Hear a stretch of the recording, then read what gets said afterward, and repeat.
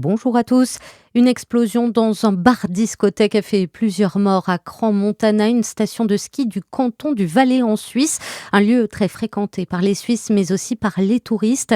Plusieurs centaines de personnes se trouvaient à l'intérieur de l'établissement au moment de la déflagration, selon les autorités qui ne donnent pour l'heure aucun bilan ni l'origine du drame.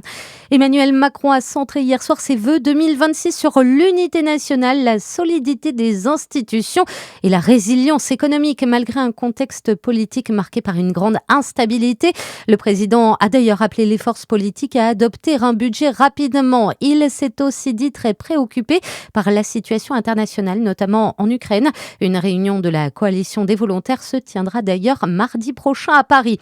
Volodymyr Zelensky s'est lui aussi adressé à sa population hier soir. Le président ukrainien a estimé que l'accord de paix pour mettre fin au conflit avec la Russie était prêt à 90%, mais il a ajouté que les 10% restants détermineront le destin de la paix, le destin de l'Ukraine et de l'Europe.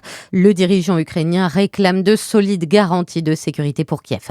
Ce 1er janvier marque le lancement d'une expérimentation dans 3 régions, les Hauts-de-France, l'Île-de-France et les Pays de la Loire. Elle permettra de rembourser les analyses de détection d'un état de soumission chimique. Une éventuelle généralisation à l'ensemble du pays sera étudiée dans 2 ans et demi par le Parlement. Le marché automobile français a encore reculé en 2025, une baisse de 5% sur un an. Selon les données de la plateforme automobile, les immatriculations avaient déjà baissé de plus de 3% en 2024. Et c'est la marque Renault qui reste la plus vendue en France. Et puis, l'écrivain franco-algérien Boualem Sansa, le peintre David Hockney et la chanteuse Nolwenn Leroy font partie des personnalités distinguées dans la promotion de la Légion d'honneur du 1er janvier, un titre qui récompense des personnalités engagées au service de l'intérêt général et qui incarnent une certaine idée de la méritocratie et de l'exemplarité. Bonne journée et bonne année à tous.